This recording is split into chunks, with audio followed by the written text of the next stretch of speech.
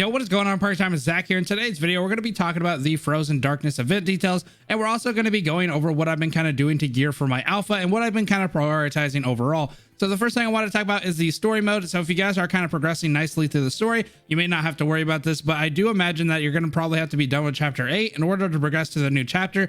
Do keep in mind though that it is a month-long event, so you will have a little bit of time to kind of progress through the story. If you are lagging behind a little bit, just keep it in the back of your head that you kind of need to work on it in order to get the new chapter, from what I understand. The next thing I want to talk about is the interlude. So from any interlude that I have played, it has given you a free glimpse of the character that it's the story's around, and so I would guess that Alpha and then the A variant of Cam will also have that luxury, and so you're going to be able to kind of hang out and see what they're like and what they're about. So I know a lot of people are kind of on the fence if you've never played the JP or CN version, and so hopefully this gives you a little bit of a glimpse of why Alpha is kind of cool and why she may fit your playstyle, and kind of go from there and give you a little bit of an idea whether you should summon for her or not. Number 3 is co-op. So this is going to be kind of taking over the co-op, and it's going to actually be Rosetta. So Rosetta is a unit that actually comes to the game eventually. I'm not necessarily sure what they're going to be doing since they are like kind of accelerating everything, but she is a unit that ends up coming and is playable. So she's actually really cool. A lot of people actually say her and Alpha are pretty similar in the way that they're kind of like super strong and that they help out with teams quite a bit. And some say that Rosetta is a little bit stronger in some aspects, and then Alpha some strong in some different aspects, but she's definitely one that I'm probably going to be waiting for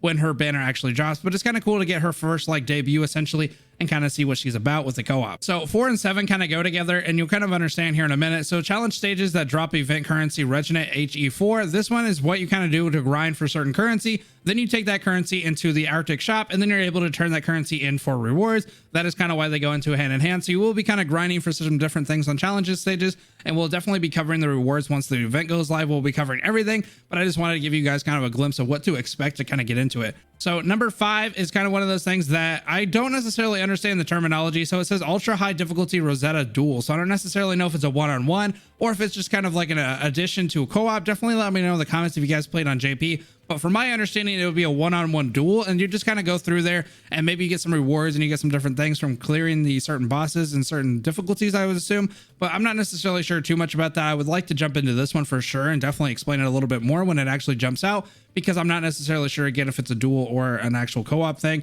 that has been added at an ultra high difficulty. Number 6 is missions. So complete missions during the event to earn rewards. I'm guessing this is like essentially like your dailies and your events and stuff like that. So as you progress through the story mode and through the event, you're going to get some different rewards just for doing that. That would be my kind of assumption here. But let's go ahead and jump into the actual game and just talk about what I've been doing and what I've been kind of grinding on for alpha. Alrighty guys, so let's quickly talk about the resources and talk about the memories that I've been working on. So the resources are going to be pretty straightforward. If you need some equipment stuff, obviously whenever you grab her weapon, you're going to need these to get leveled up. But I do have quite a bit of these, so this is going to be kind of on the back burner. The main thing is going to be the EXP and the overclock material. So it always feels like I have quite a bit of these, but then it goes into like, okay, now I actually need them, and it doesn't feel like I have a lot. So make sure you're kind of paying attention to these. These are the 2 that I would do on the last days, mainly because the same reason. You feel like you have quite a bit of them, and then you start leveling, you start doing stuff, and all of a sudden the window pops up and it's like, hey, exchange BP for cogs. And you're like, no. So that is something that I kind of worry about a little bit. So I will be focusing on the cogs on probably the day before and just getting as many cogs as I can, because I'd rather overestimate than underestimate, mainly because I just don't want to have to go through a leveling phase and then have to stop and then go back in here for cogs. And so that's what I'm going to be kind of doing. Again, with the skill point drops, I do have quite a bit of these, so I don't necessarily think I'll have to go into here, but if you are getting low, this is something to consider if you're trying to get her skills to max level.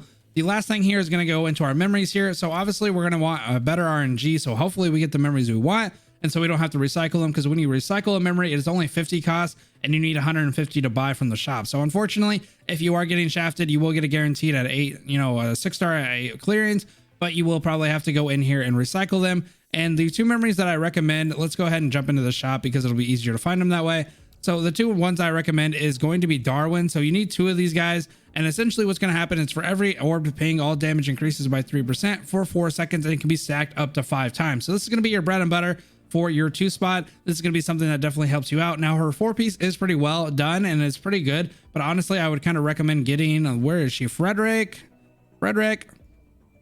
Okay, we want to get Frederick for the 4 ping, mainly because the next dodge reduces the attacker's speed by 20% and increases his damage taken by 15% for 4 seconds and an 8-second cooldown. So the cooldown is kind of a cool thing there. It is very low, very short, and you're able to do quite a bit of stuff. So this is going to be kind of your bread and butter. Now, if you want to get the Darwin, you want to invest in those 2 pieces, and you're not quite to a point where you can invest in the 4-piece, I do recommend for the time being getting a 5-star memory here and getting this one. So this is definitely going to be something that helps you with the matrix. Now this isn't like a permanent set. You are going to be wanting to work for the Fredericks, but essentially this is going to be helping you get into the matrix upon a 3 ping. And this one is really fun. This is a really fun kind of memory, and it helps you out quite a bit when it comes to matrix stuff and stacking up different pings. So honestly, this is something that you can kind of hang out with for Frederick while you're trying to get her max, or maybe you're trying to level him up. But I do recommend trying to get the Darwin as fast as you can, mainly because it does cost a little less resources. So overall, that's just going to be what I recommend for the different memories, especially if you're trying to gear for some different things for alpha. But anyway, guys, I will see you in the next one. Have a good rest of your night. Peace.